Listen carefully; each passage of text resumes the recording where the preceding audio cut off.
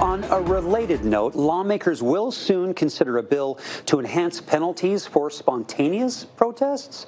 Fox 13 News political reporter Ben Winslow is on Utah's Capitol Hill to explain.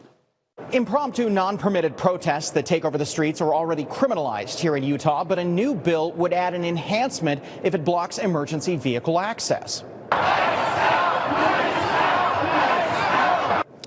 Over the weekend, thousands marched through downtown Salt Lake City in protest of ICE actions in Minnesota, but a bill here in the Utah Legislature would add an aggravating offense if a spontaneous demonstration hindered emergency vehicles from responding to something. Representative Tyler Clancy insists he's not hindering the First Amendment and supports people's right to protest, but he believes the bill is necessary.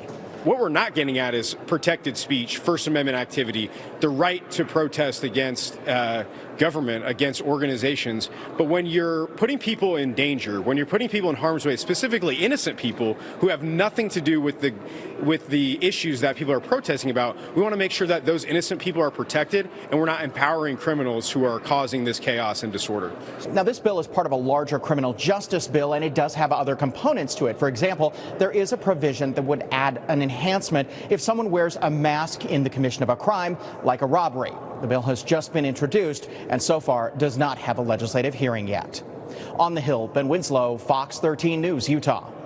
Fox 13 News reached out to Salt Lake Indivisible. They organized several protests already this year, including yesterday's march in Salt Lake City. And they shared their reaction to Representative Clancy's bill, saying in part, this bill is an attempt to chill constitutionally guaranteed free speech and the right to protest. The bill, as outlined, risks turning peaceful civil disobedience into a criminal offense. It also invites selective enforcement.